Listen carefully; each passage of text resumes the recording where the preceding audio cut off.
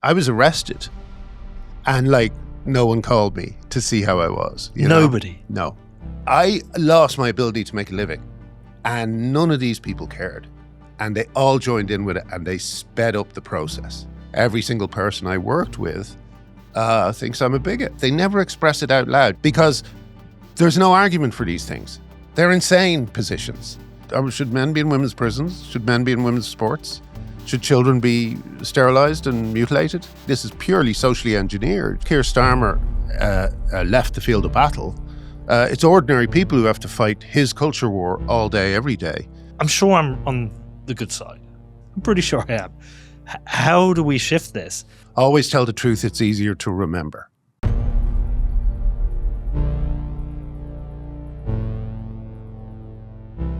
Graham, it was great to meet you. Great to have dinner with you last night and get to know you a bit better. I've been following your story.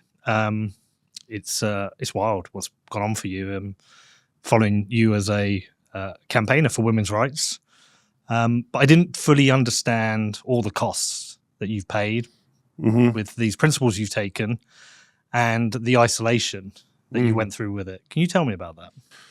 Well, in the immediate weeks after, like, it became sort of a quote unquote official that I was cancelled, you know, that was a very isolating time. And I was kind of waiting for all the people who I'd been friends with and supported all through the years to do what I had often done for them and step up and say, no, hang on a sec. He's not saying anything strange. Of course, women need single-sex spaces. Of course, women need sports. Of course, children shouldn't be mutilated in gender clinics. And instead, I had people kind of who I'd known for 25 years sometimes publicly criticizing me. And that continues to this day, like Ardal O'Hanlon, who played Dougal in Father Ted, Amelia Bulmore, who was in my sketch show, Big Train, and Bill Bailey, who is in Black Books. All three have decided to add to the image that I'm a bigot because I don't want men in women's spaces.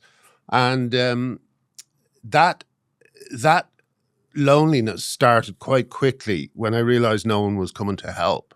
You know, I genuinely thought once I break and this is main character syndrome, but I genuinely thought that once I broke the taboo, people would rush in and go, yeah, it's right. And we'd get, what's it called? A preference cascade. Yeah. And people would be like, yeah, of course women need fair sports. What's the, what's going on?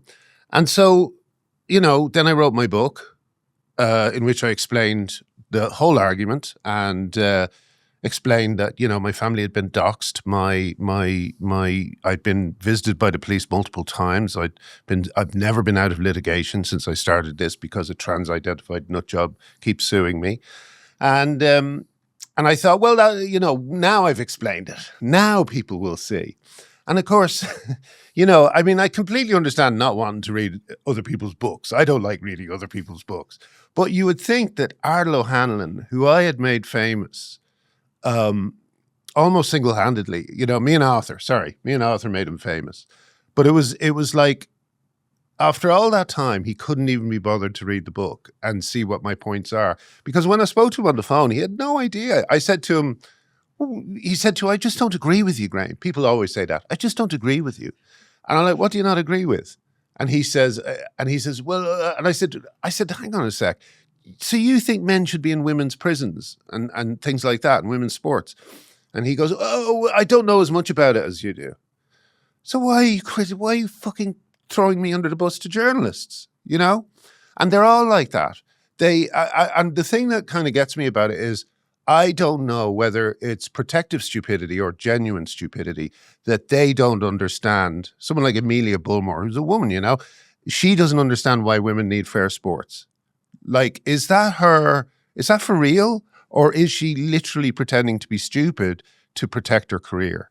And I think with some of these people, it's the latter. You know, they're just, oh no, I don't know what's going on. You know, we've had the Finnish study proving that puberty blockers and cross-sex hormones are actually worse for mental health outcomes. We've had Sal Grover in Australia trying to open a women-only app and having her life more or less destroyed. She's had 10 years of her life spent fighting this guy who's trying to stop her from who's trying to get on her app. You know, countless stories of women losing their jobs, of women being thrown in prison, and still these actors, they can't look into it, you know. And again, I think don't want to. They don't want to. I think it's protective. I think they're protecting themselves. They don't want what happened to me to happen to them. And I totally understand that.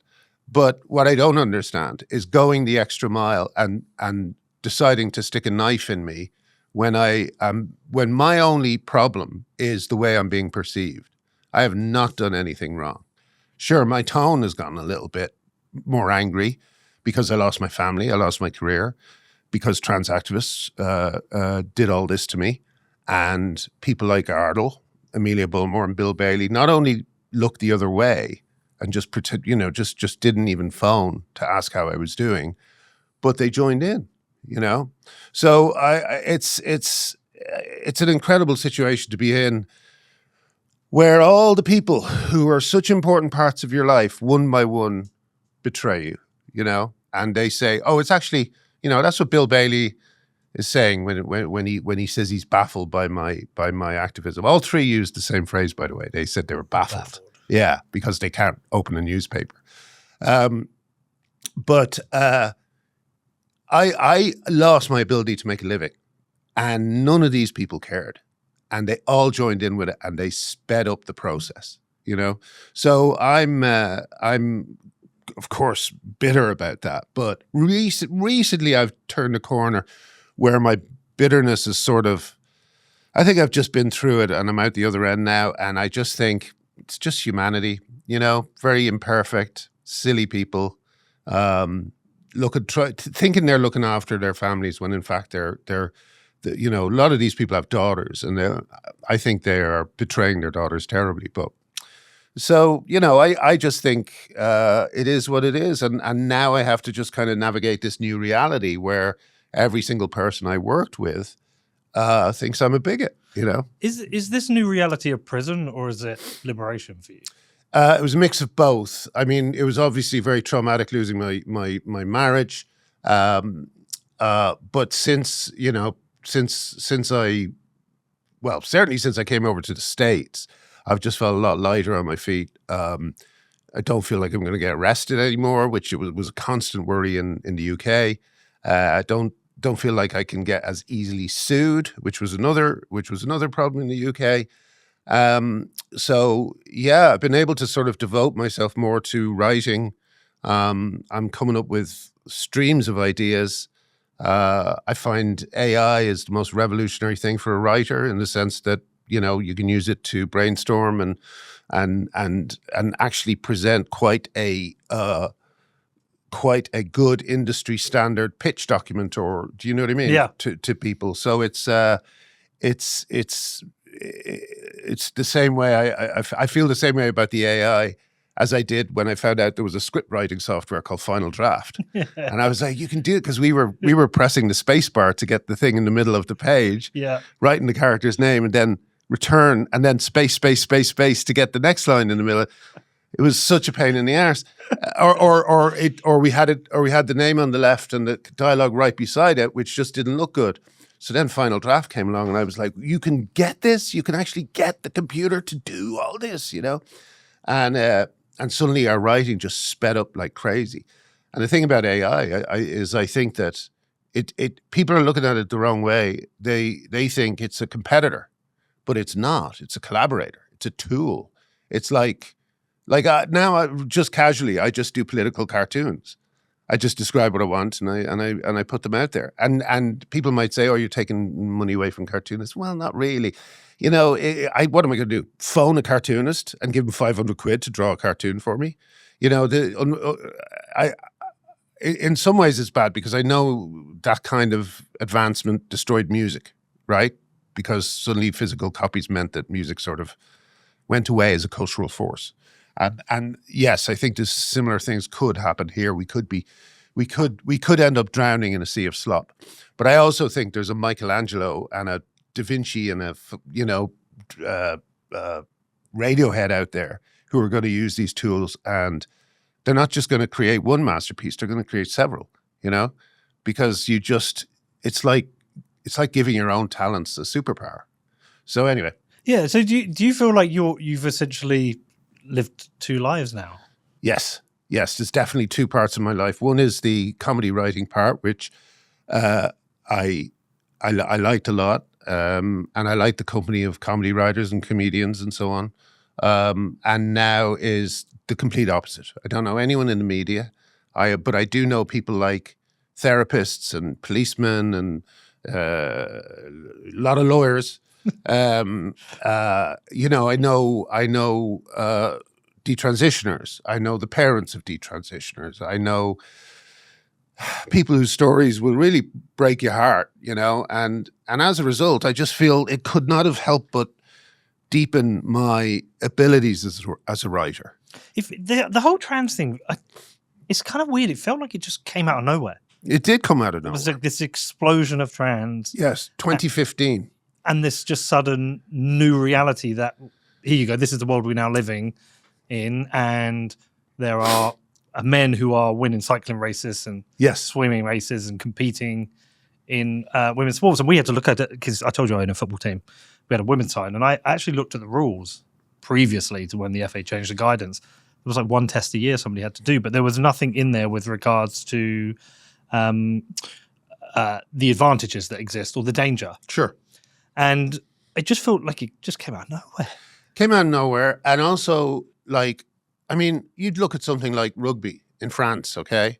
You've had male rugby players who've died because of clashes on the rugby field. And you're trying to put men in women's rugby, and they have. There's a guy in Australia, Hannah Mounsey. Hannah. The big blonde. Yeah, he looks like Big Bird, he's just a giant. Sorry, Big Bird's the wrong reference, but a muscular giant. He's playing Australian rules football with women. You know how fucking dangerous Australian rules football is. So, and also at the same time, everyone just suddenly forgot the reason female-only sports existed, which is for their safety and fairness. And when you say it just came out of nowhere, there's a couple of things, like it was percolating for years amongst crazy American academics and people like Judith Butler. And then it was, part of the whole woke critical race theory push. But I think the thing that really supercharged it was when Tumblr banned porn. Because when Tumblr banned porn, Tumblr was basically where a lot of these concepts were developed, Right. It was like a lab. And when Tumblr banned porn, all these creepy incels left Tumblr and came to Twitter. And that's when it really exploded. That's when the policing began, when the pylons began, when the cancellations began. I think 2015 was a big year. So your impression that it came out of nowhere, and of course, what trans activists do is they retroactively put trans figures in history. Like my favorite is Stonewall, right? Where, I've read a history of Stonewall, a really good one. David Collier, I think his name is, and he said there were a few transvestites there, and they fought very viciously because they had to, because they were usually sex workers. I say sex workers, fucking, I hate those kind of euphemisms, male prostitutes. And they were being beaten up as a result. So they were incredibly tough and violent, and they did they were the most sort of vicious fighters of the Stonewall. But they didn't begin it. They weren't central to it. They were peripheral. And the person who began the Stonewall riots, unforgivably, is now being, sort of, again, retrofitted to be trans. It was Stormé de Larverie, who was a proud lesbian, and she was the one she was being muscled into the car, and she turned to the crowd and she said, "Why don't you guys do something?"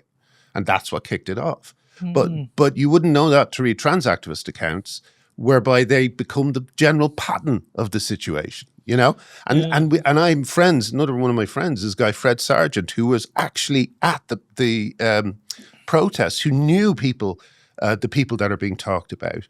And he, in the last few years of his life, he's very frail. He's 90 something, And in the last few years of his life, rather than relaxing, he's constantly saying, that's not true. That didn't happen.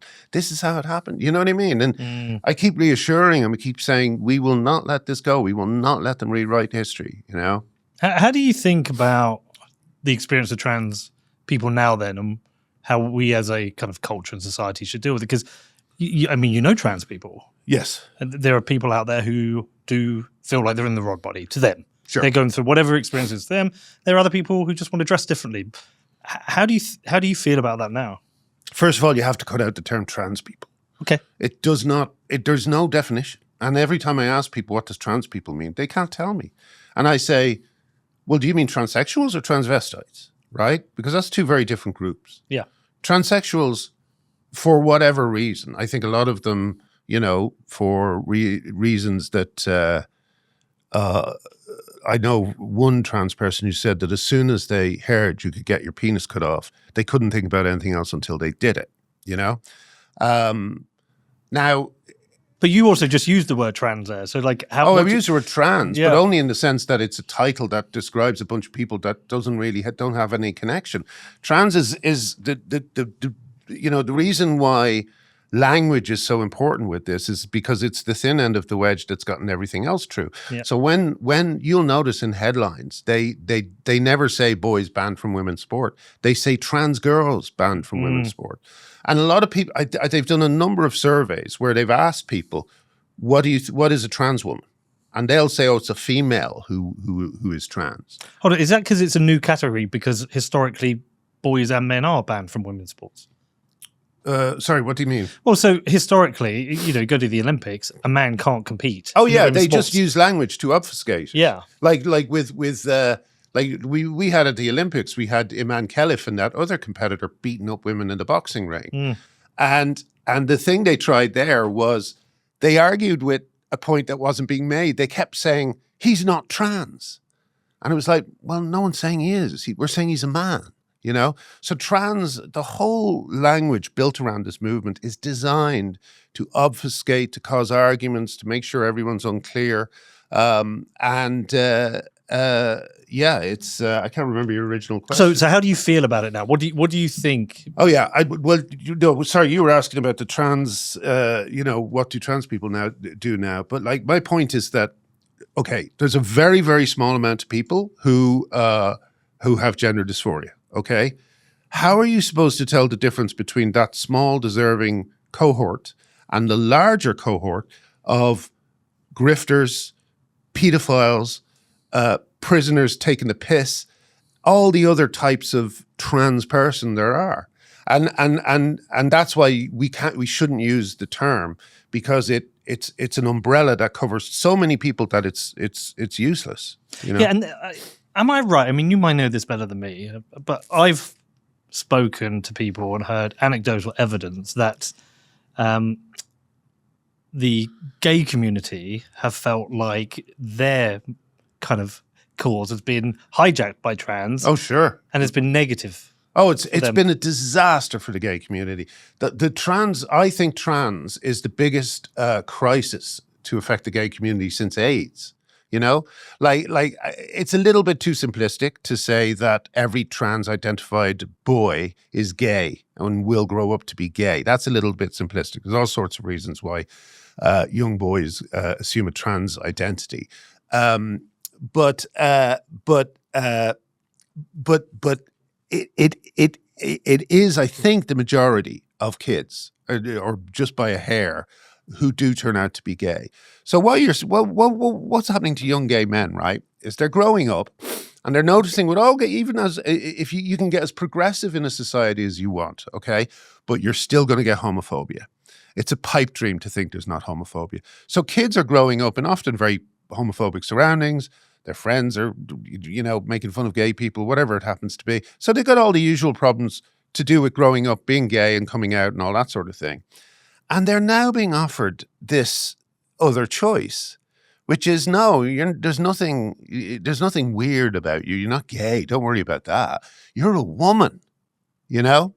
And these gay kids often, you know, autism as well, it really goes for kids with autism. A lot of autistic kids are trans.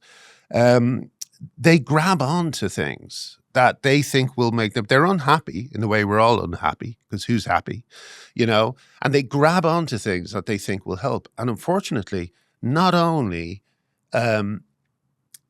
unfortunately, they've been told that this is the cure all to their problems. And if they only transition, and everything will be fine. And transition, again, trans activists try and downplay this, but transition involves everything from putting on a wig and a dress, okay, which I think is the vast majority of chancers out there, who've spotted a way of having some leverage over life, to having your tackle removed and taking cross-sex hormones and growing breasts and all the rest of it, that as you say, that's a huge decision, and there's no coming back from it, Richie Tulip, who's a detransitioner I know, he said that he found it so easy along the process to the operation that he said it was almost frictionless. At what age? I think he was early 20s or something. I'm not sure. He might have been even younger, actually. I think it might have been his teens. Yeah. But anyway, so he says he remembers lying in the hospital bed, and just as he closed his eyes, he thought to himself, this is a mistake. Oh, shit. And when he woke up, he didn't have any genitals, Now, there's a lot of things. There's another thing trans activists like to do, which is they like to make the point, oh, he was an adult when he did this or did that, But why has it become just assumed to be correct that cutting off parts of your body will cure a mental problem? There was a show, I often talk about this, but I have a friend called Malcolm Clark who you should interview. He's a fascinating guy. And he used to work on Horizon, the science program. And I actually saw this episode with Arthur when we were writing Father Ted. And we thought it was the funniest thing we'd ever seen. It was two guys, I think it was two guys, one of whom felt his arm was alien and wanted to get rid of his arm. And the other felt his leg didn't belong to him, wanted to get rid of his leg, right? So they'd never done this before. And they thought, look, they're in distress. Let's give it a go. Okay. And this guy, the guy with the leg was going, oh yeah, no, it's not me. I don't like it. I just want rid of it. It's I don't feel like it belongs to me, blah, blah, blah, blah, blah. And he talked about it in this way. And that was the before interview. And then they interviewed him after. And me and Arthur were crying with laughter because they interviewed him and they said, so what do you think? And he said, that was a terrible mistake. I shouldn't have done that. So here's the thing, right? That Horizon program was the record of when they tried that approach to mental health, and it failed so badly that they never did it again. They only do it in one place, pediatric medicine. But isn't it weird? I'm a man, I'm a father, I have a partner. I live in a world where I know I have a role to look after them and protect them and guide them in life, and they support me in the ways they do. But we've created a world which we hopefully has equal opportunities for young girls, but we try and protect them. We try and protect their spaces. And that we've moved to a place where we've had this trans movement come from nowhere. Suddenly we have men competing in women's sports, entering women's spaces that we've tried to keep safe. And just for challenging it, just for questioning it, you're now seen as the crazy one, you're the bigot. Yeah. Yeah. Whereas really that is the crazy radical idea. Like if you'd have brought that up as an idea 30 years ago, people would say, what the fuck you on about? Yeah, absolutely. It needed the internet as well to really bed in. But what's his name? Neil Hannon wrote a song about me, again, another friend I've known most of my life. And he said I'd gone down a rabbit hole where 2 + 2 = 5. No, he's got that the wrong way around. Yeah. He's the one who believes that men should be in women's prisons and sports. I don't believe that. So for some reason, they not only believe this crazy thing, people like Neil, but they don't know they believe in it. They don't seem to know they believe in it. And part of the reason for that is they never express it out loud. You'll never hear Neil say, yes, men should be in women's sports. You'll never hear him say, yes, children should be mutilated in gender clinics. Because there's no argument for these things. They're insane positions. But what Neil can do is not mention them and pretend I'm insane as a result, you know. I want to talk to you about one of my new sponsors, which is Monetary Metals. Now, if you're like me, you probably spend a lot of time thinking about sound money and how to protect yourself from currency debasement. Now, for some people, that's Bitcoin. For others, it's gold. For me, it is both. But here's the thing about gold. Most of it just sits in vaults doing absolutely nothing. Monetary Metals is changing that. They let you earn a return on your physical gold holdings, but they pay it in gold itself, not dollars. So instead of your gold just sitting there, it can generate more gold for you. So to put it simply, if you deposit 100 ounces and earn around 4%, at the end of the year you're going to have 104 ounces of gold, regardless of whatever happens to the price of gold in dollars. And in a world where fiat currencies are constantly losing value, earning a return in actual gold ounces is pretty cool. It's essentially making your gold productive instead of idle. Now, if you hold gold and want to learn more, check them out at monetary-metals.com/McCormack. That is monetary-metals.com/McCormack. All right, let's talk to you about my sponsor, Linehan. Now, if you're borrowing against your Bitcoin, there's one thing that matters more than anything else. Is it actually safe? Well, Linehan have just dropped their lowest rates ever, but more importantly, they haven't changed the thing that matters most. Your Bitcoin is never lent out. So they're not chasing yield, there's no hidden risk, and there's no rehypothecation. Just collateralized loans done properly. Now, they've done over $10 billion in loans, and they've done this through bull markets, through bear markets, and everything in between. And they've done it without ever losing any client assets. So now you get lower rates, which means the bigger the loan, the lower the rate, and full transparency before you apply. There's no monthly payments or early repayment penalties, and they give you tools to stay in control, from auto top-ups to LTV alerts. So you're not choosing between a good rate and safety anymore, because with Linehan you get both. Now, you can check out your rate using the calculator at linehan.io/Peter. We had it when we looked at this issue with the football club, there was a goalkeeper, a 6'4" goalkeeper who was going to be playing, and we were warned ahead of it, received a call. And so I spoke to another club, I spoke to players, I spoke to the management, and there was certainly a group of people who said, if you do this, your club will be attacked, you'll be fined, there's a problem. And I was like, hold on, what? Yeah.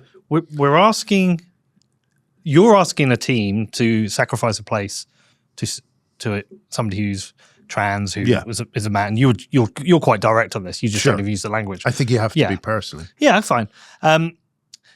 So you're asking a player to give up a spot for a man. Yeah. Who is not playing in men's football anymore, and you're also asking our players to go in for corners, or maybe trying to drive past a goalkeeper who's going to have someone who's quite big jumping in. If you think of where a corner comes in, a goalkeeper can use their weight and their size. Yeah.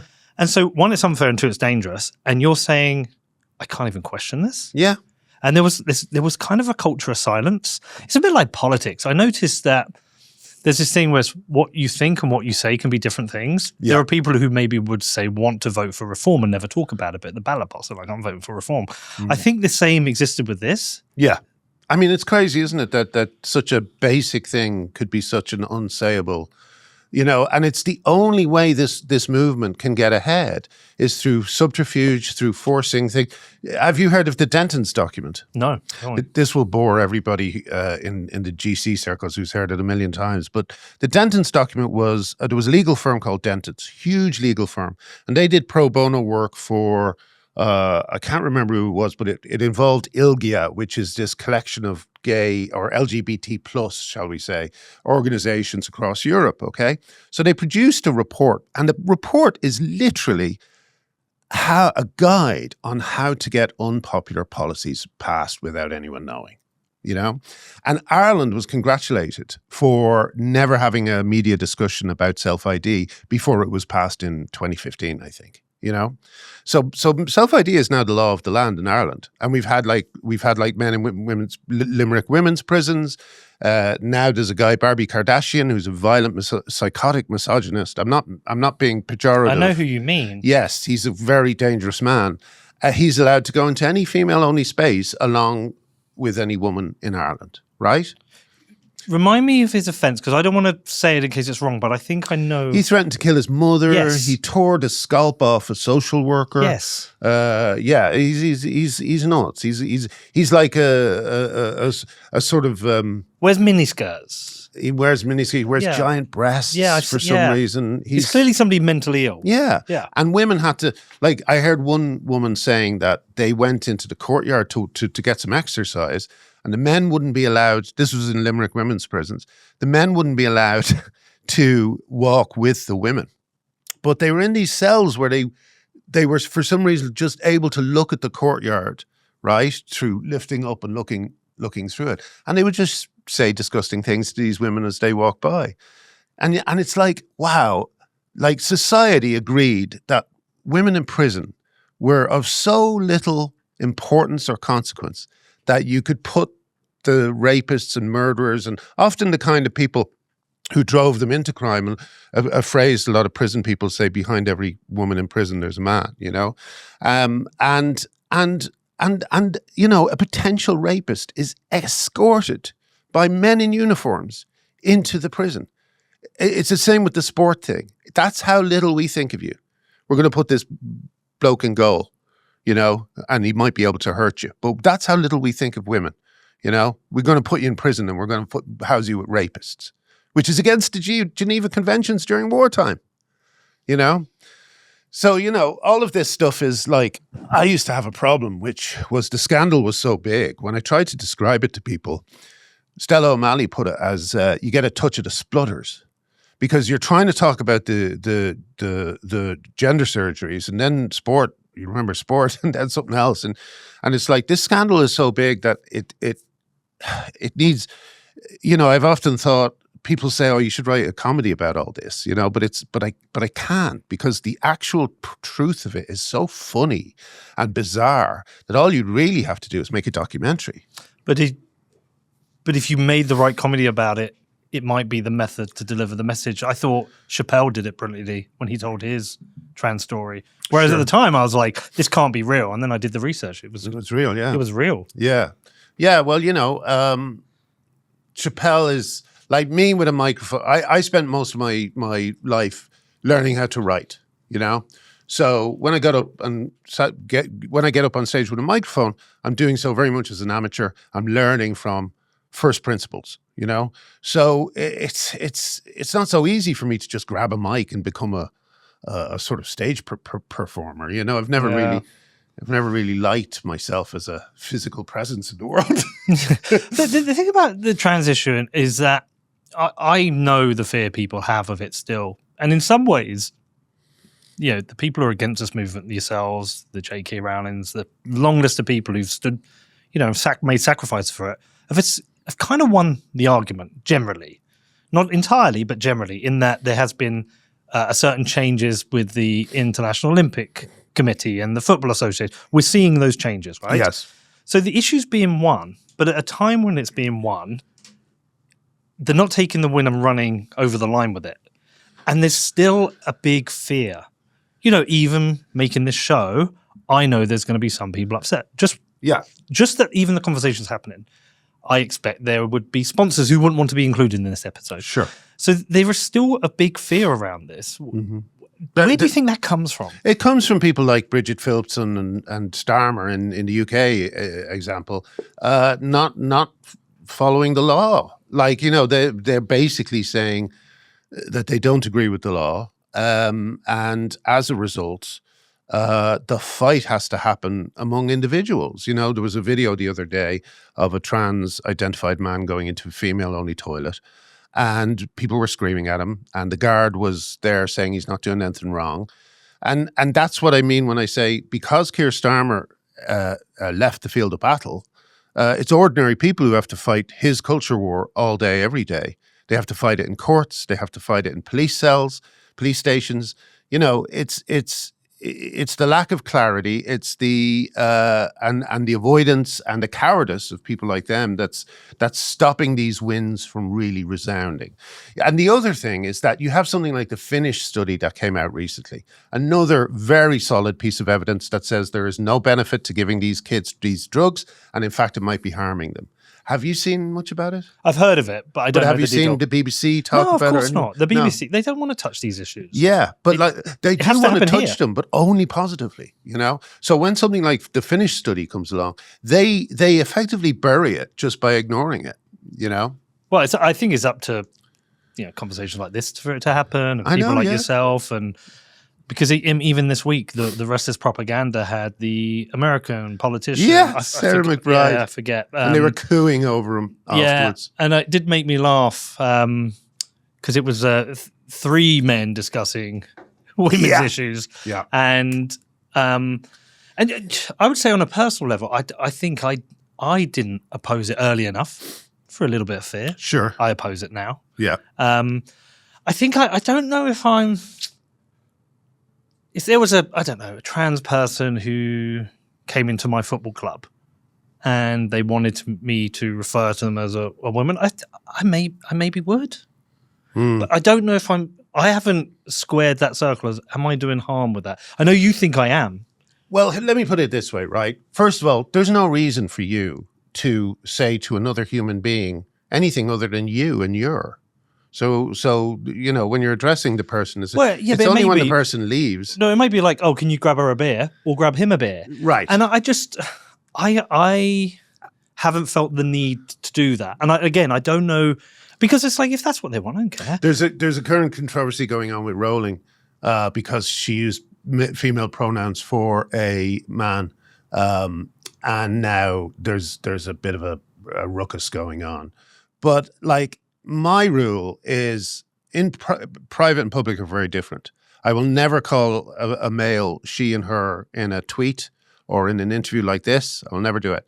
But if there's someone I know personally and they've kind of become comfortable in whatever persona they are acquiring, I will do either. I know some people, I know some trans-identified people who if you say she, they'll go, no, I'm a man. You know what I mean?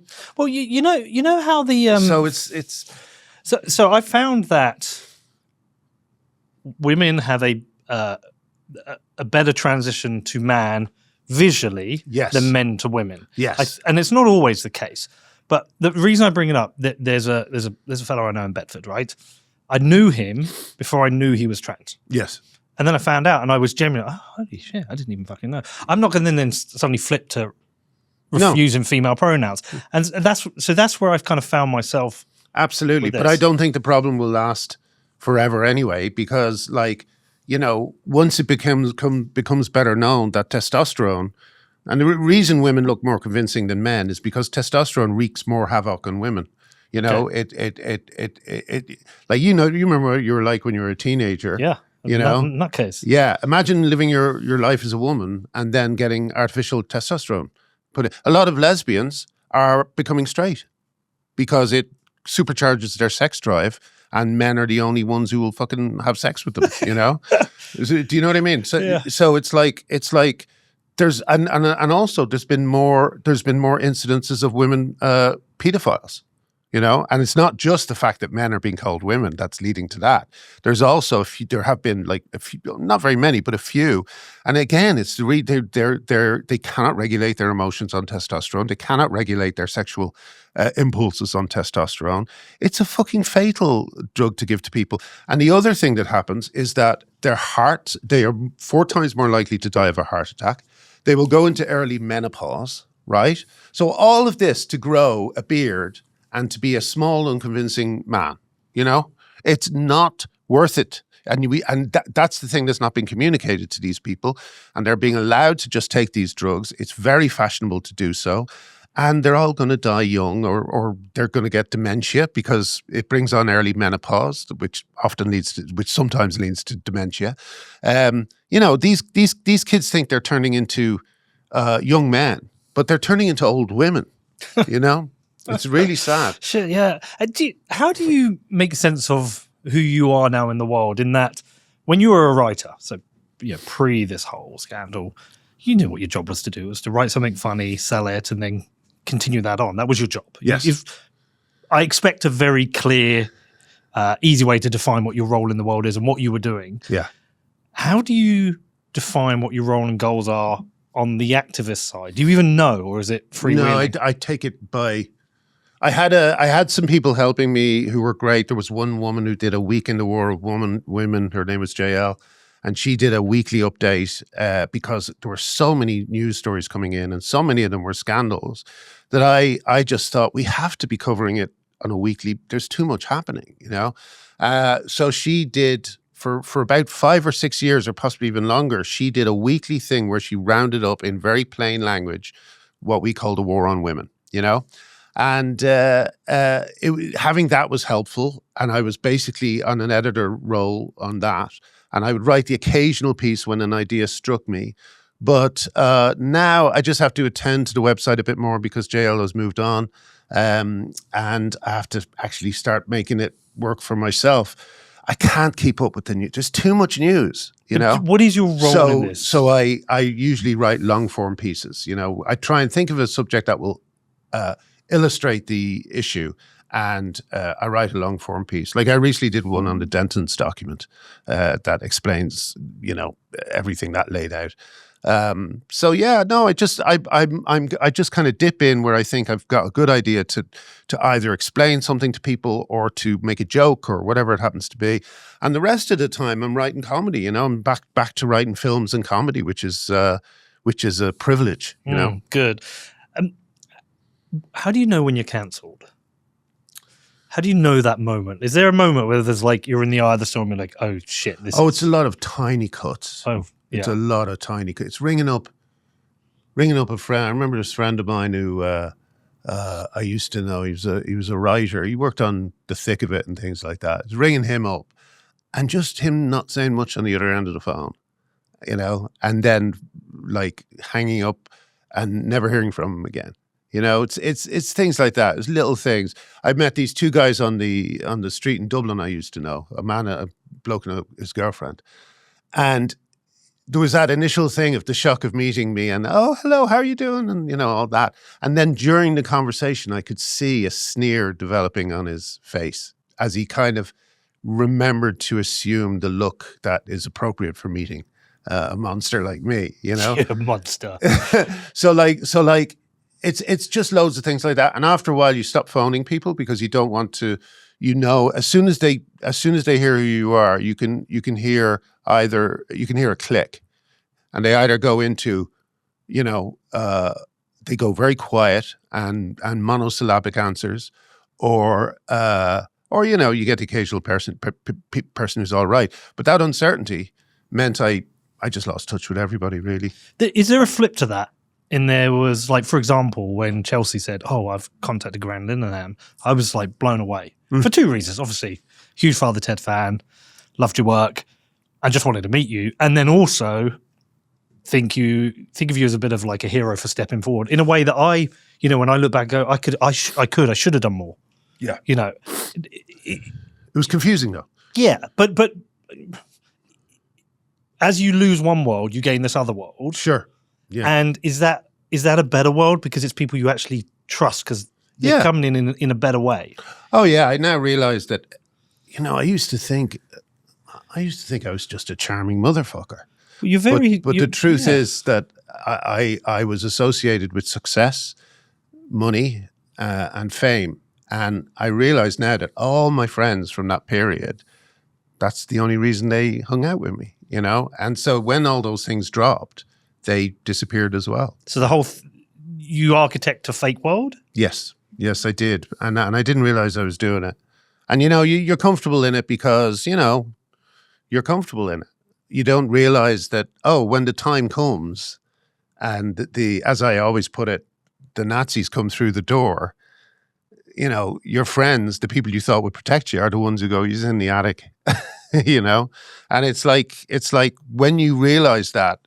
It makes you very scared because you're suddenly thinking, so how far could this go?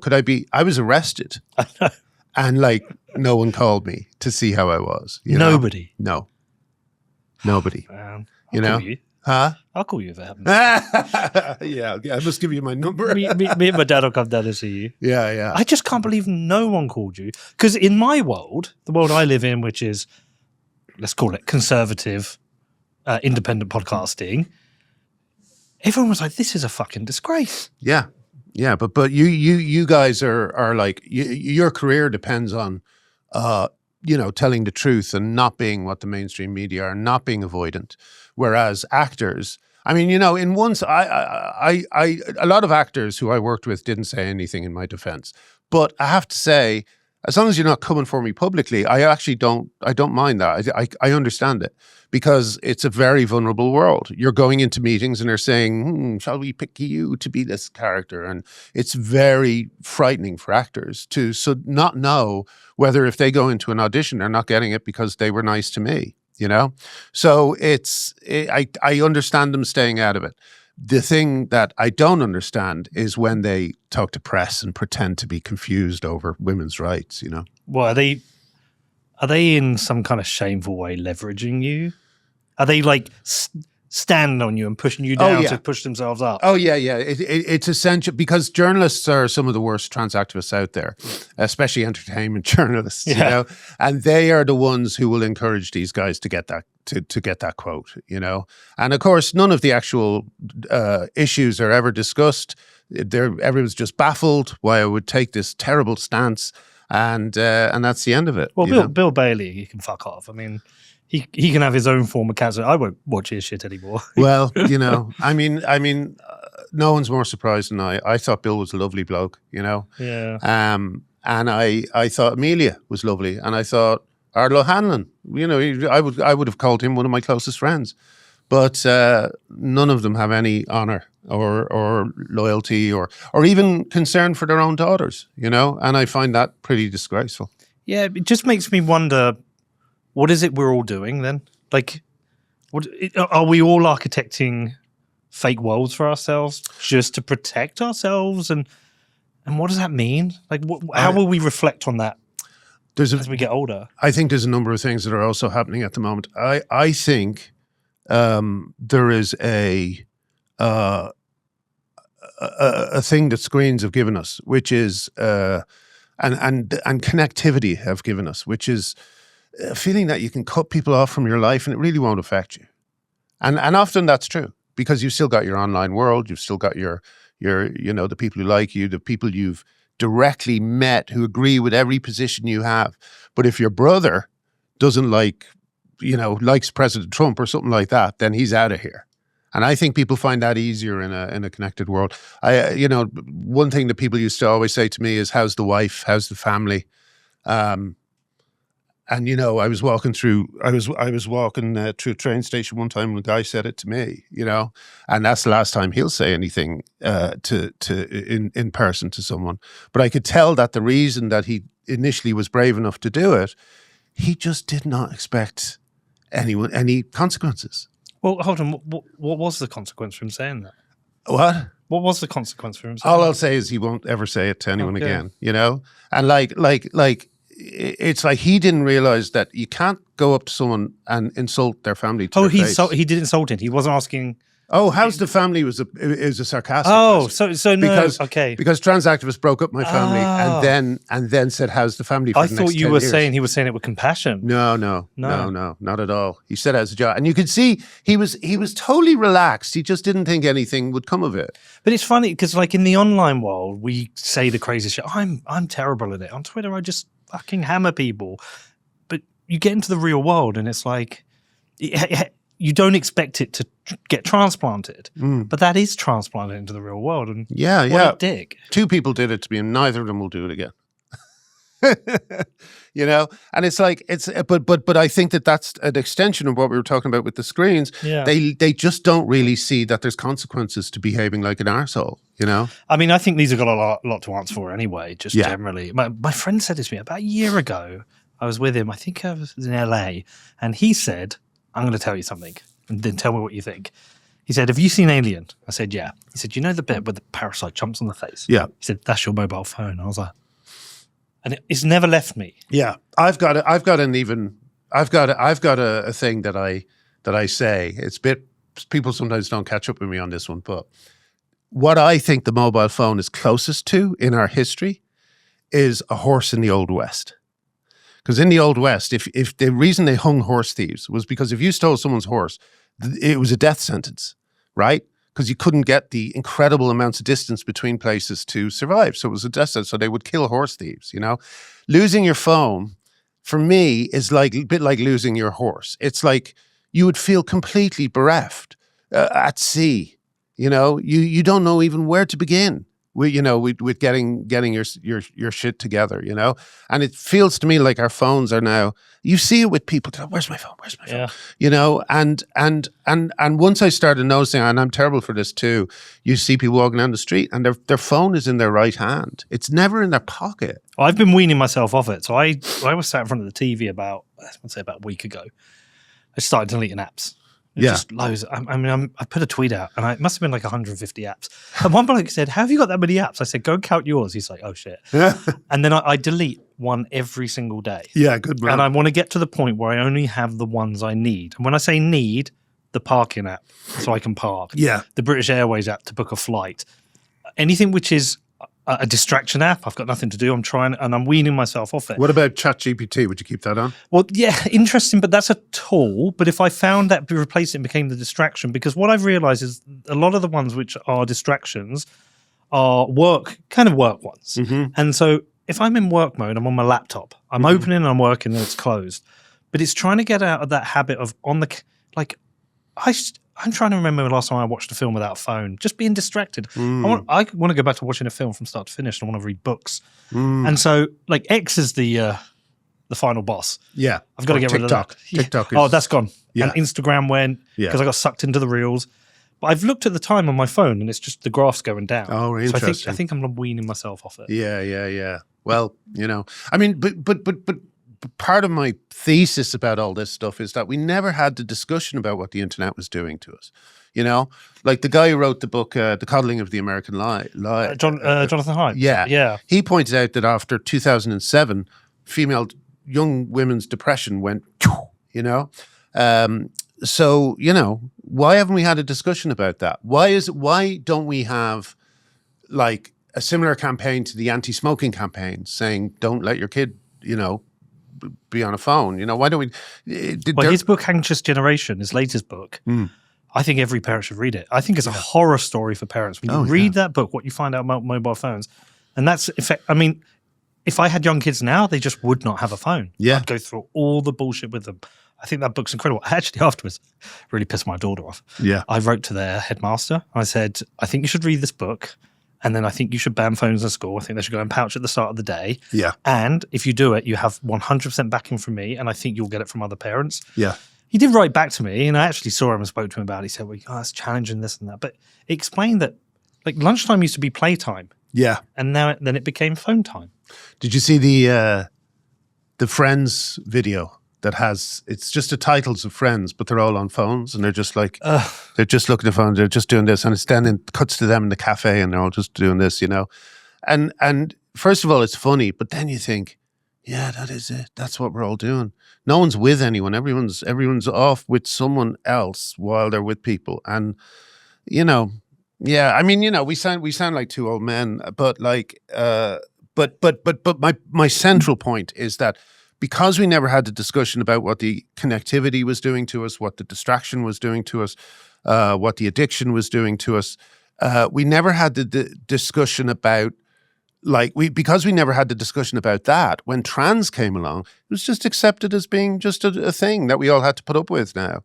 I was like, well, no, it's not like a naturally growing thing. This is purely socially engineered. You know, this is not an authentic, movement. And because we never had the discussion about the increased connectivity and the effect that the internet has had on us, we haven't had the discussion that would lead to us being able to understand a mass delusion like trans taking over the world. You know, was there ever a moment where you had to sit back and go, "Well, what if I'm wrong?" No, because every time someone did that to me recently, and they said, "What if you're wrong about this? The way you were wrong about things like Gamergate and stuff like that in the past, you know?" And I said, "What could I be wrong on?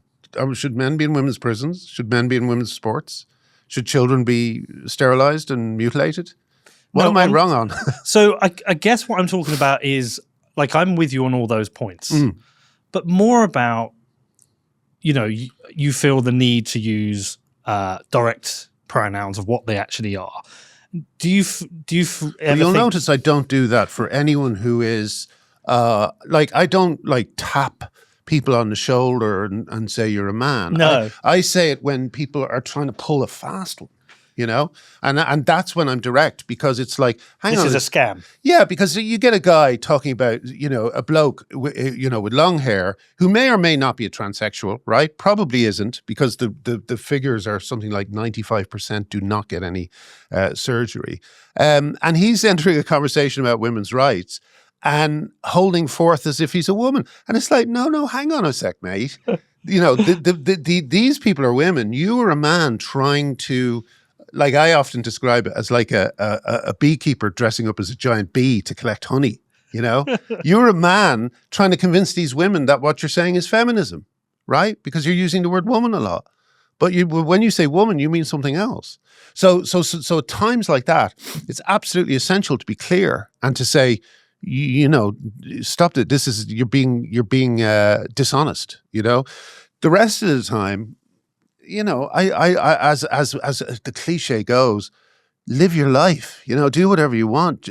Just don't be threatening women with losing their jobs if they don't want to play along. It's that simple. If you had to go back and run it again with the experience, how would you do it differently? Because there's probably people out there who feel similar to you, and they're like, okay, I want to do this honestly. I want to support this. I want to get this right. But there are consequences. My problem was I was just so early. I was doing it before rolling, and I didn't. And because I was slightly, were you kind of on your own doing it then? Yeah. What was the moment where you're like, apart from, there were lots of feminists who were already and had been fighting for years and were somewhat resentful of someone joining in and hogging all the attention, But I always tried to counteract that by platforming women and speaking to them as much as I could. What was the moment that made you have to do this? Like, I went to an event and I met a guy called Keith, who I'm still friends with. He comes to all my court cases, and he said that he used to be an alcoholic, and he had just come back from a 2-week bender because his daughter was on testosterone and couldn't stop her. And because he was informed about all this, he knew that she would be at increased risk of dying early. She knew that she might destroy her sexual function, her ability to have kids or enjoy sex. He knew all this, and she still refused to back down. And now it was at the stage where the testosterone was making her, in his words, disappear in front of my eyes. And as soon as I heard that, I thought everything must be done to protect people like him and his daughter. Because his daughter is as much a victim as he is. Did you know you were walking into a fire? Did you Yeah. You're like, fuck. Yeah. Because the left there's a famous essay by a guy called Exiting the Vampire Castle. And it was about, and he eventually committed suicide. He was sort of cancelled for writing it, although a lot of people say I shouldn't draw conclusions from that. But anyway, he committed suicide, and he wrote this piece where he just explained how the purity spirals and the leftist kind of discourse was being degraded into a us versus them, cancellation, all that sort of thing. And so I knew what was coming. What I didn't know, I think what happened to me was that because I wasn't going into an office daily, I didn't realize that this stuff was capturing all these different organizations through DEI. Mm-hmm. I didn't realize that, like, the BBC was completely trans goofy. I didn't realize that, certain people who worked in the hat-trick offices were trans goofy. And because for me, it's like you said, 1 second there was nothing, the next second there's this group called trans that we all have to behave a certain way around.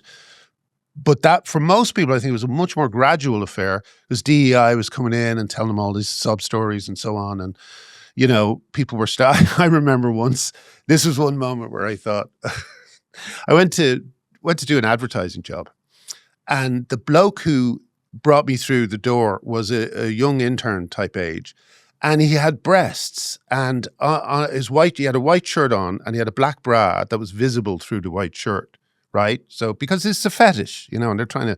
But anyway, like me, I was there with these two comedy writers, and they weren't making fun of it. The guy went off, and I thought, oh my God, what the fuck is going on? And the other two were just completely quiet. And I was like, do people not see this, you know?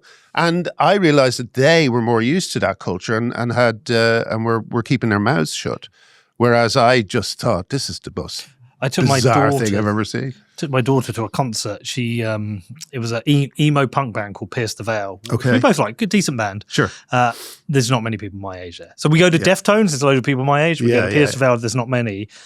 There was an incredibly high number of trans kids there, and it was completely normal. Oh, sure. Yeah, it was completely normal. That was the moment I was like, okay, what am I getting wrong here? What am I missing?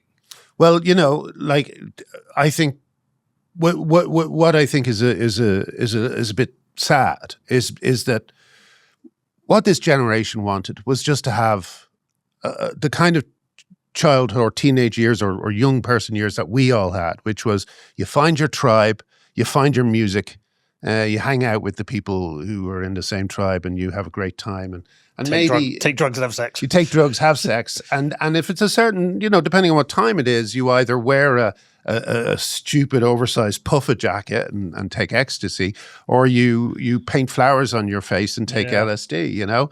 But this generation, because music was so severely destroyed as a cultural force, this generation didn't really have music, and previous generations, there was a very clear thing going on of goth turned into emo, and then emo basically turned into this. Dr. Az Hakim talks about this a lot.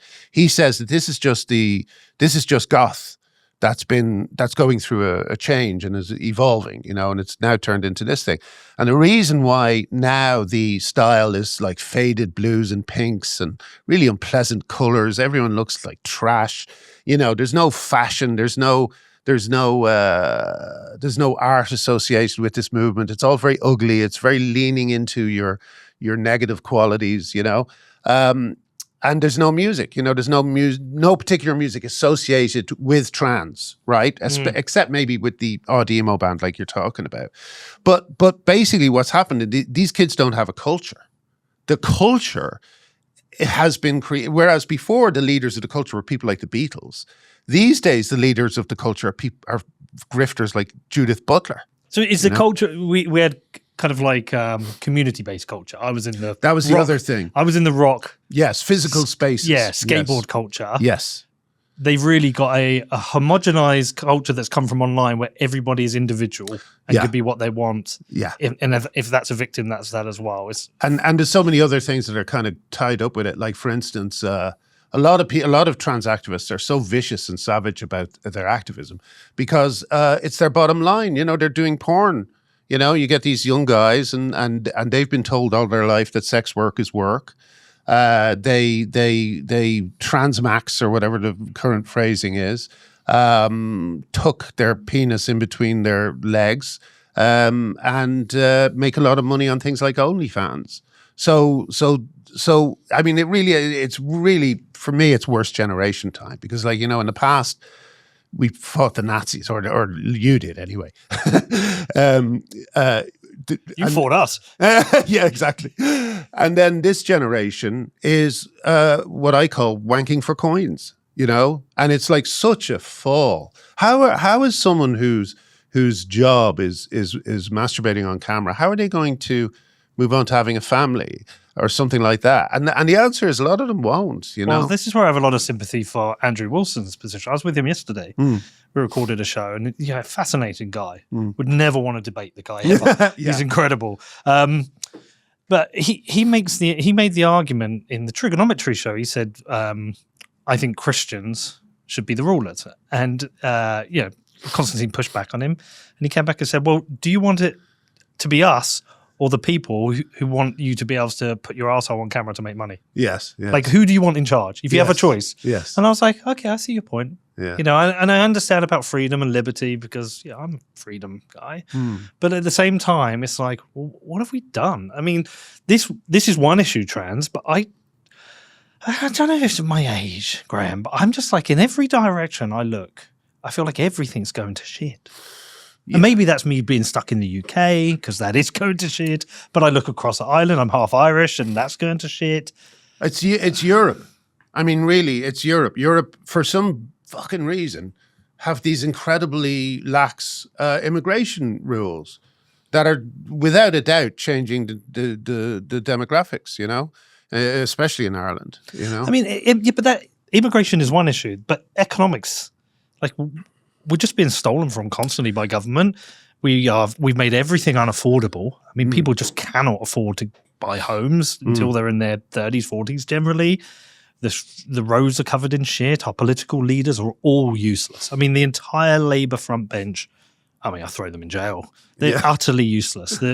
There's every election feels like an existential crisis. Nobody can agree on anything. We've got lunatic Zach Polanski, who looks like he's going to do very well in the next elections. Oof, really? Taxation keeps going up. The quality of art and culture is kind of dissipated. I don't know if this is something you go through at this age. No, it's not. It really isn't. I feel like there's something deeper going on. It's like culture. Let's take culture, for example, okay? I did a gig in Holyrood. It was only my I think 7th gig, and they banned me from everywhere, And I was looking through. I was in Edinburgh, and I was looking at all the posters, and the posters were blokes dressed up as Jesus, with a cross and stuff like this, and all that was allowed because you're making fun of Christianity, so it's okay, But that's like, it's just like a sort of mirror image of, let's say, 80s Ireland, where you couldn't say a word about the church. It's just an inversion. It's the same, and it's the same kind of people, very sheep-like people who are going along with all this, but it's inverted. So it's not like your imagination. You've got like our Scottish arts are just completely ruled over by people who believe that men are women and will only give money to the queer, look at, penis molds or whatever. You know what I mean? That's where the money will go to. But if you have an idea that's entertaining, that's interesting, and God forbid written by a straight white bloke, it'll get nowhere. So, I do think that, and I think that if you remove the straight white blokes from culture, you've lost a lot, because you've lost, like, say, the Ramones, you've lost Martin Scorsese, you've lost Shakespeare. Well, maybe not Shakespeare, because I know some people think he was gay, but but my point is, it's that voraciousness, that creative voraciousness that has got a male energy that I think has powered a lot of art in the past, and to deny it and put a cap on it and say, no, we're not doing that for a while, it means you're going to have a very dry time for art, which is what this is. So my point is, I don't think it's a natural aging thing, and you got to be careful about putting yourself in that box, because it allows people to dismiss you. But when you feel like what people think I'm radical. I think I sometimes feel like I'm in the minority, because I'm like I hate and don't trust the government. They're constantly stealing from us. I'm against war. I want quite traditional Sure. values. I want my kids to be able to buy a home and have kids. I've got I think some of the creative spaces is dying. Like when I used to fly transatlantic, I used to be excited that I'd get a glass of wine and I'd watch a film or two. Yeah. The times I get on a plane now, and there's not a single film I want to watch, Yeah. because there's not much good coming out. Netflix is full of slop because it's Yeah. algorithm driven. My thesis is, I argue with my old producer on this, that the last truly great album that would make a top 25 of all time was Amy Winehouse, Back in Black. I don't think there's a truly great album since then. And I'm like, what's going? Is there like some truth to this cultural Marxism that is sweeping across? Because how do you define cultural Marxism in this case? Well, in the case of the trans, Just in the question, friend enemy. Like, right? Yes. Oh yeah, absolutely. And it's all like Sarah Morrison. I think her second name is Morrison, of the Belfast Film Festival. I mean, here's what they did. Right? They did what they usually do to gender critical women. They harassed her, bullied her out of her job, There's a current court case where they're answering for that, and of course, as always with these court cases, is you get these people up on a stand under oath, and they make absolute fools of themselves. The film critic Mark Cousins, the things he was forced to say are genuinely very funny. But instead of learning their lesson, instead of saying, well, maybe we got this slightly wrong, on International Women's Day, they showed The Matrix because it was by two women, right? As if a woman. Hold on, but they went weird and trans after they made The Matrix, didn't they? Yes. I've read the story of that. It's fucking insane. nuts. It's insane. And what's brilliant about the Wachowski brothers is that there was a big Rolling Stone piece that was taken off the internet once they started saying that they were vulnerable. They were a vulnerable minority rather than two guys who liked masturbating in BDSM clubs. Yeah, he went to the didn't he have like a mistress who was like torturing him? Yeah. I've read that story. It's wild. I know. And then they make The Matrix, the fourth one. It's just I actually didn't finish it. Oh no, it's so terrible. Yeah, but the idea that like what's his name?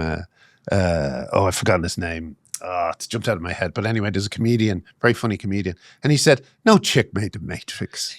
And it's so true. It's such a male film. It's like, what are you talking about? No chick made The Matrix.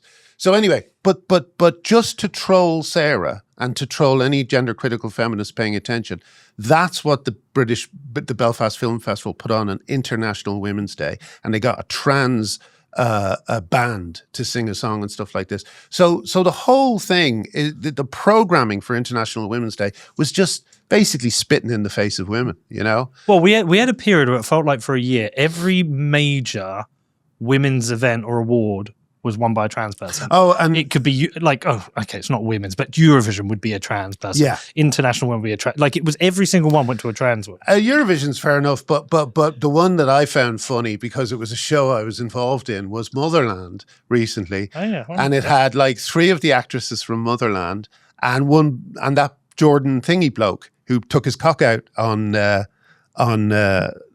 some sort of a weekly Channel 4 entertainment show and slapped it on a piano. He was named as best female comedy performance. And these women are probly clapping him saying, exactly. Well done. Yeah. And take our award. And I was sitting there and I know that the women involved in Motherland, they won't make an objection. It's like, but hang on a sec, another Motherland actress could have got that place. You know what I mean? That's been given to a man at the expense of a woman, but they'll never see it that way. Is this more a failure of men or women? That's a really great question. Oh my God. Okay, there's a couple of things going on at the same time, I think. First is that, yes, I'm afraid women have been a major driver behind this movement. Toxic empathy has been a driver. I think of it in the same way as women who write letters to serial killers in prison, or women who get mugged 20 times and still live in the area and don't think anything. It's like a failure of self-protection. It's a failure of approaching the world on the world's terms. I used to have with my daughter, I would beg my daughter to take self-defense classes, and she would refuse because she said she does not want to live in a world where that's necessary. And I was like, you live in that world. There's nothing you can do about that. So you might as well learn a few tips to take care of yourself if someone, say, approaches you in an elevator. And on that, I heard a funny thing which ties back to what we're saying. I saw this guy, I think he was a psychologist, and he said a woman will walk to an elevator and the door will open and she will see what looks like a dangerous man, what gives all the wrong messages being sent out. There's a dangerous man in the lift. And he said every other species will remove themselves from that danger. Human beings are the only ones who will say, no, I'm being unfair. He's probably just a normal guy and I'm judging by appearances. And they will get into a soundproof room with a dangerous person, a person they feel is dangerous. And that is what the whole trans movement is. It's lots of, there's a lot of women who are saying, no, I don't think these people need to be, You know, like you saw with Nicola Sturgeon talking about Adam Graham, trying to spare the feelings of a double rapist, you know. People asking her, is he a man or woman? He's, oh, no, he's a rapist, she would say. But we had a moment after Sarah Everard died where the country came together and said, okay, there is a clear and obvious risk that women face that men don't. Yes. And women came forward for women, you know, and I mean, it was awful what the police did in, I think it was in Clapham Common, and the timing at COVID, obviously terrible. But we had a moment then. Yes. Where we put women forward and we said, no, we are going to protect them. And it for me, even me, do you know, there was one thing I did, and I still do it now. If I'm walking behind a woman, I now let them know, and I say, I'm going to go ahead of you, or I cross and go, so I don't have to have them feel like, I cry, I always cross, yeah. Yeah. But it's like, but that again, it is only half the story. I mean, the reason why this Sarah Everard thing did not take off to the extent that it should have is because there is not really a united front. There are women who believe in intersexual feminism, which puts men ahead of women in their feminism, right? Because trans women, they basically worship trans women. And there's the other side who don't do that. And as a result, it diffused the fight against female violence, you know? But I don't want to put it all on women, because there's also a aspect that men have been really bad on, which is simply not caring. You know, Yeah. It's like if you get to a stage where a man can beat up a woman in a boxing ring, and no men have stood up to say, or few men have stood up to say, this is absolutely wrong and must be stopped, then, you know, that's pretty bad. And it's pretty bad that there weren't more objections from men at the time. Well, I can see how some women got drawn into it. I can't make an excuse for any man. That's why I asked you the question, because when I see men doing this, I'm like, what are you doing? Have you seen the film Eddington? Is that the one with the police and the politician? Yes. Yes, I have. Yeah, I loved Eddington. And Eddington has in it one of the keys to this whole thing, which is woke women and the boys trying to have sex with them, right? And you see the boy, he's got the most famous line in the film where he's talking about whiteness to his father. And his father says, are you retarded? You're white. And that's the end of the scene. You know, Andrew Wilson in this interview, I said, look, what do you do about this, all of this? And he said, you just have to subvert it back. Yes, that's a great point. Yeah. That's why I think that's why I use comedy. People think you shouldn't use comedy to approach this. And it's like, how can you ignore this material if you place any value on your ability as a comedy writer? You know what I mean? Yeah. How can you ignore this material? Some of it is so funny. Like you see the trans woman ice skater who barely knew how to skate, and the music's playing, and there's people with she's terrible flags around her. It's just, and he stumbles and then gets up back to his feet, and it's like, wow, you really are treating these people like they're special needs or something, you know? And it's like, no, he's just a guy dressed as a woman. What are you doing? But anyway, sorry, what were we talking about just before that? I just wanted to make one point. Well, I talked about what happened, the movement with Sarah Everard, and I also asked you whether it's more of a fault of men and women. And I asked you, but again, my point is, I don't think there's any excuse for any man, especially anyone who's a father.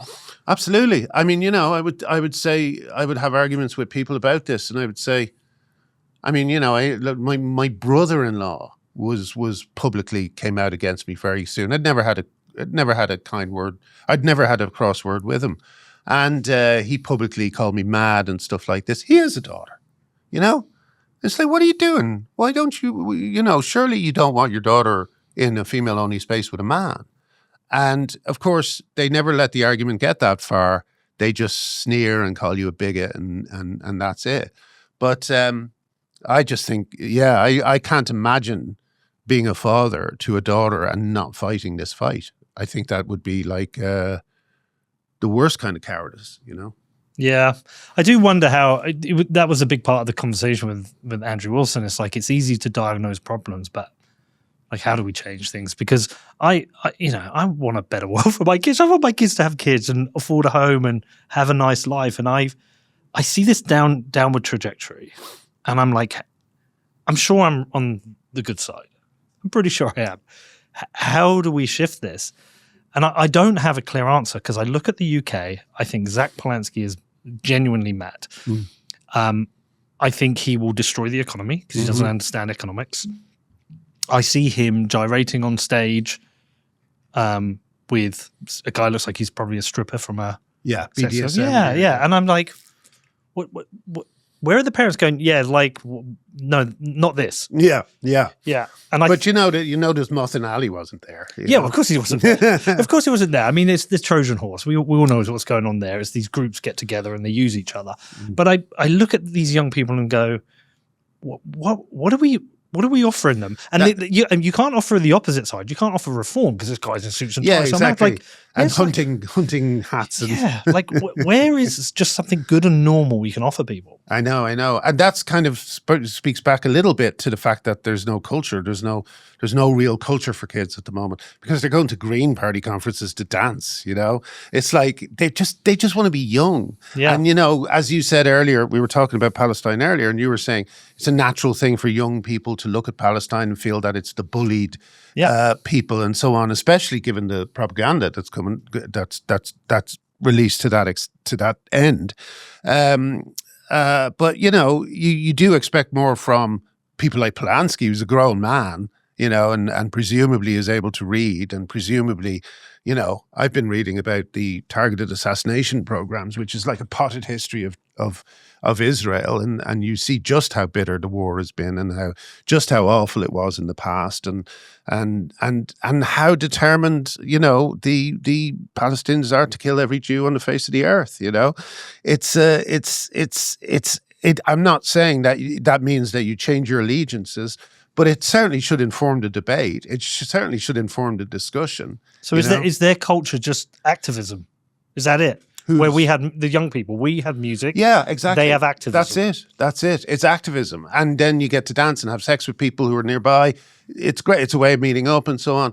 But what's the alternative? The only thing I saw recently that felt like it had any similar, cultural vibe was Coachella, And even in Coachella, the fucking Strokes are putting up pictures of Gaza, Oh, I went to see I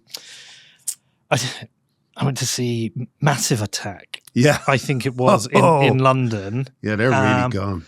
Look, we could have a discussion on Palestine and Israel, and I don't think we'll see fully eye to eye. Okay. Yeah, because I myself look and I still see a devastation and lots of people who are caught in the middle of a warfare and being killed. And I just hate people being killed. But that's another 2-hour conversation. I would say placed, mate. But yeah, sure. By Hamas, Sure, but there's a lot of missiles that have gone both ways, and just innocent people are dying. And I'd rather just have that over a beer and understand. We've had a great conversation. I don't want to end it on there. I forgot even what I was saying now.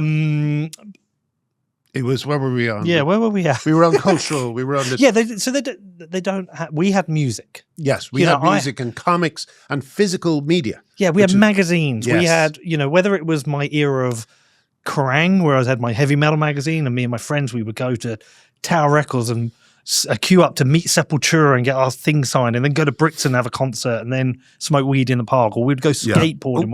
We had that era when we had skateboarding, and we had the era when it was like Limp Bizkit, and we all thought we were like cool and cut our hair and became like these. We just had these things, like these cultural moments, which were all music driven.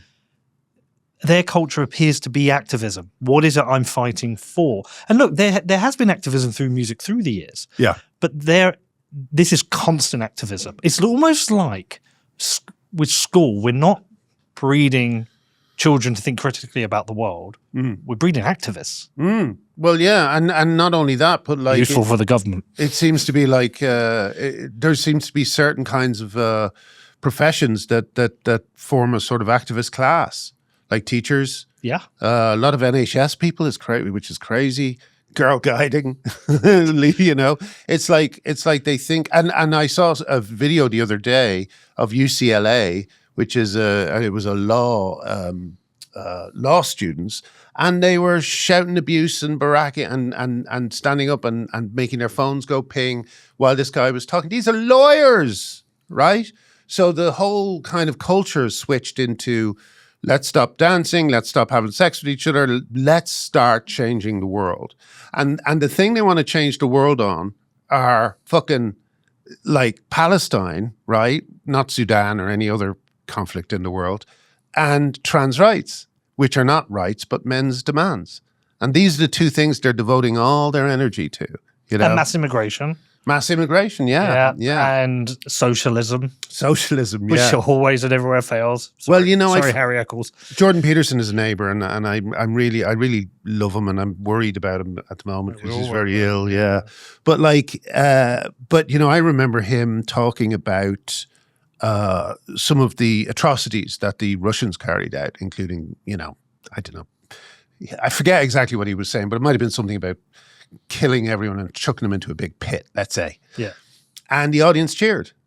And he was so shocked that it took him a while to gather himself. And I understand that so clearly, because when you've lived your whole life feeling that things like, and I don't want to draw us into the Israel thing, but for me, the reason I was radicalized by October 7th was not really because of how vicious and awful it was, like a horrible, you know, killing kids in front of their parents and parents in front of their kids. I thought it was uniquely evil, you know. But that wasn't what radicalized me against the Palestine liberation. It was the fact that the next day people were out in the streets supporting Palestine. And the Israelis hadn't even buried their dead. And that was the moment when I realized this is not Palestine support, this is anti-Semitism. You know, and since then I've been pretty bloody minded about the whole thing. People are always trying to get me to change my mind. I was like, no, Hamas need to be defeated. Let me be clear. This moment I wouldn't argue on. Yes, this part of that history I wouldn't argue on. For me, it's my whole life I've watched a perpetual war in that area. Yeah, and no side has clean hands. No side has clean hands. But then again, when the Israelis do something wrong, there's a trial. But when Arabs do something wrong, they phone their parents to tell them they've done it. Yeah, sorry, not Arabs, Palestinians. And these same people have been very quiet on Yemen for a very long time. Yeah, what's happening in Yemen, and there's multiple conflicts around the world. It's because it's got like a child's version of what Palestine has done really well out of is a sort of child's version of justice, which is like these people, they're very put upon. They're in a concentration camp 1 second, and the next second, you know, it's a beautiful city that's been reduced to rubble. You know, and it provides for a very black and white thing. And what you were saying earlier about the absence of stories, the absence of films and media and so on, that means that, again, just like when people are trying to seek a tribal affiliation in politics, they're also going to seek stories in things that aren't really stories. Because like things like the Palestinian, the Gaza war and all that are so complicated, and they're rooted in so many historical factors and so many geographical factors that, you know, it's hard. How can I can't process it. Yeah. You know, I will sit and make an argument pro-Israel, and I'll sit and make an argument pro-Palestine, and I'll hear you say something and I want to challenge you back, and it's so complicated. How can a 15-year-old? Yeah. Yet it's because of these devices, they're seeing it all the time. Whereas what did I see as a kid? I mean, my dad would have the news on at 6 and you'd sit in the background very quiet. Yeah. And we'd go to the cinema. That was our access to screens, and maybe play Nintendo. Sure. This is a constant feed of information. And the other part of this is I hate algorithms. The reason I hate algorithms because like my business as a podcast is shaped by an algorithm. We have a brilliant conversation. This is a fillet steak, but when I package it for YouTube, I have to package a sugary cheeseburger with a Coke on the side, so people come in. Yeah, and it's like having a cigarette. It's kind of enjoyable but dirty at the same time. And so the algorithms play on our subconscious, our inner fears and our worries and our anger. They're designed to do that. It's been proven. Like our desire for conflict. Yeah, and so or to watch conflict. You know, the great thing about Jonathan Haidt's book, Anxious Generations, he talks about kids need to play. They need to play. And I've seen it with my daughter. I took a phone away from her, and she started doing different things, drawing, and writing. She sat down and wrote a list of careers she'd want to do. And this is a distraction from play, and play is what kids need. Maybe this is the route. Maybe our example to set, Graham, is we need to get rid of our phones, get an old brick phone. Yeah, well, yeah. I mean, I have a feeling that there's a market for a phone that just makes phone calls.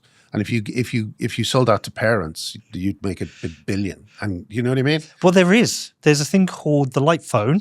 Yeah. They've got a few things. They've got phone, text, Uber, maps. Okay, interesting. It's about 5. It's more like a compass with a phone. But I bought it Yeah. 2 years ago and I've never set it up. Yeah. It has to be sold right, I guess. It has to Yeah. be. But my point. But again, I think that's an interesting point. So I'd just like to re-stress it. But like, because we have run out of stories and franchise culture has taken over, people will look for stories in other places. And one of the places they're looking for a story, an easy one to understand with good guys and bad guys, is Palestine. Well, hold on. Can I challenge that? Have we run out of stories, or have algorithms taken away flair? So, and I'll give you a couple examples. I love football. Do you like football? No. Oh, I love football. I've kind of fallen out of love with the Premier League. There's Right. a really good book on the data. And let me give you a great statistic. There have been more managers sacked in the Premier League in 2026 than direct free kicks have been scored. Okay. I mean, but that means an incredibly low number of direct free kicks, because statistically, a direct free kick, you're more likely to score if you pass and do something else. Yeah. So the game has changed based on statistics. We've taken the flair out of the game. Ryan Giggs won't score the famous goal he scored against Arsenal. We ran the length of the pitch because that's a risk. It's better to pass sideways and backwards. Right. And so the Premier League's got boring. Right. Have we lost the flair and creativity because the algorithm, say for Netflix, they know what people will watch, and so we aren't allowing for the flair?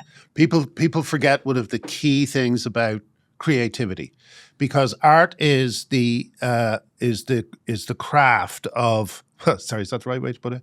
Art. Let's say art is the art. Art is the art of creating things that people do not know they want yet. Yes. So would Netflix today? Would Netflix buy Father Ted? I tell you, yeah. Who knows? Who knows? They may not, and it may not even make it to the screen. You know, it's. But you know, it wouldn't make it to the screen these days because it's hopelessly out of date. The Catholic Church isn't a force anymore. But I do think there's room for things. But you understand the sentiment. You could write something. Sure. And what I'm saying is are we losing flair? Well, we possibly are, but then again, we are gaining tools. Like you know, I saw this artist, right, and he's exactly the right attitude. What he did with his art is that he fed it into an AI along with examples of art he also liked and he was influenced by, fed it in along with the textures he often works in and so forth. And now he makes animation out of his paintings, you know? Oh, so AI might... I had this discussion with somebody once, actually, is that we're getting very close to being able to... I know you can make a whole film using AI, but having that tool that anyone can sit there and create an entire film, that we will have millions of films, like an infinite supply of films, and we will need websites which order them based on what the user thinks. It's a bit like you go, is it Rotten Tomatoes? Or was it Metacritic, where you have the journalist score, and there's like this divergence. Rotten like, Tomatoes, yeah. Don't fucking trust the journalists who you've been paid for. That we'll have like all these films come out, and that will allow for the flair. Because like one guy, I can have an idea for a film. You and I could sit here and have an idea for a film and just go and make it. Because the example is that there's an app I wanted to make for years. I had this idea for a business. I'm never going to do it. I was talking to my son about it. In an hour, we created the prototype in Claude, and Claude can build the whole app. Me and my son can deploy an internet business in a day because of AI. So maybe we can do the same with films, and we get the individual flair back, maybe. Absolutely. And, you know, there's a few things that have that air already. You know, one thing I realized recently, and this isn't a great, like, cultural development, although I sort of think it would be, is that it's now possible for the guys who did South Park, Parker and Stone, to make a sequel to Team America, the puppet movie. Please do. Please make that sequel. Exactly, because they no longer have to use puppets for every shot. They could use AI to create interim shots. They said they would never do it again because it was so hard.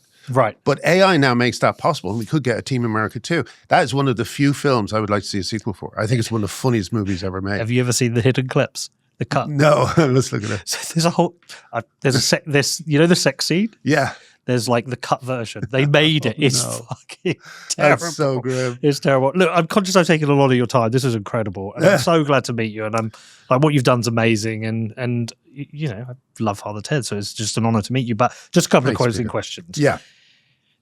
If you're right, and I mean, not if you're right, you know you're right, but like, if you're right and enough other people are right, where do you think we are 10 years down the line? How will things shift? What do you want to see happen?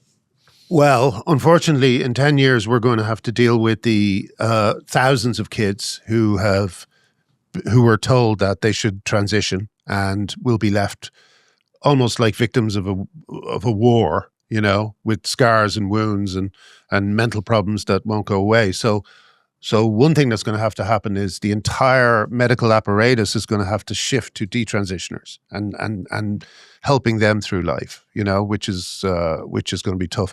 But I think it will happen because I think their stories are the ones that are impossible to ignore, and they'll probably affect the greatest change, you know. But what I would hope, I don't know if this is a different question to what you've asked, but what I hope happens is that we look back at these years, we look back at all these victims of cancellation, of transitioning surgeries and all this sort of stuff, and we say to ourselves, okay, the internet made this happen. How do we ensure it never happens again? How do we guard ourselves against a mass delusion that seems convincing, that tells everybody they're going to be the nicest people in the world by fighting for these rights, but actually is doing the opposite to what you're saying it's doing? It's making trans-identified people more miserable. It's making us all less free. It's compelled speech, et cetera, et cetera. Like, how could something that's so bad in so many different ways spread like wildfire throughout society to such an extent that you see the trans flag, which, by the way, was created by a cross-dressing fetishist who used to steal his mother's clothes to masturbate into. You know, that's who made the trans flag. And that flag is now flying outside schools. It's flying outside FBI buildings or MI5 buildings, you know. The White House? Not the White House, no. It's never been in the White House? It House? did during Biden, Yeah. I think it did. But like, it has had complete cultural takeover of society. We need to ask ourselves, okay, our culture is vulnerable to being hacked in a very significant way. It happened once with the trans movement. How can we make sure it never happens again? So that's the next phase, I think. Yeah, because I don't think it's a fight you win and the door closes. I think the push will always be there. And if we lose this fight, then what? Oh, I don't think we can really afford to lose it. And I don't think we will eventually, because just today I found out a woman's been raped in prison by a male, you know, and those things will just become harder and harder to ignore. We were always saying, you know, even one rape is one too many. But if they continue with the practice of putting men in women's prisons, of course it's going to happen over and over again. And we will now be living in a society where one extra punishment for not paying your TV license is to be raped. Is to live with the potential of being raped, you know? And that's not a society that I think, if people really think about it, they'll want to be part of. So we want a renaissance of common sense. Yeah, yeah. All right, final question. Everyone viewing this will have their own opinions, but yeah, as they exit listening to the show, if you can leave them with just one thought regarding this, perhaps they're nervous about having an opinion, perhaps they're nervous about the risk in their career. Look, how should people really think? Like, it's almost like, where did you draw courage from? Well, it's always been the David Mamet line. And I'm familiar about repeating myself, but David Mamet in Glengarry Glen Ross has one character say, always tell the truth, it's easier to remember, you know? And the thing about the trans issue is that there's so many rules of language and etiquette, and there's so many taboos, dead naming and misgendering and all this sort of stuff. They're really hard to remember. And they also say to people, you know, my pronouns are, what's so hard about them? It's they, ze, zo, and ga, you know?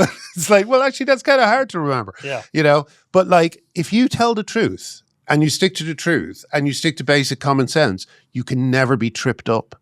You can never be gotcha'd, you know? So when people, the only way that people have to fight against people like me or TERFs or whatever is that they go to people in the background. They say, you should stop speaking to this person because they're a bigot, blah, blah, blah. They cannot fight you head on, you know? So I would say pick those head on fights, pick those debates, and always tell the truth. It's easier to remember. Thank you, man. Look, I really enjoyed hanging out with you last night and today, and I appreciate your time. And like, look, I wish you all the best. I think what you've done is courageous and just really important. So Thanks, Peter. Thank you, man. And thank you for everyone listening. We'll see you soon.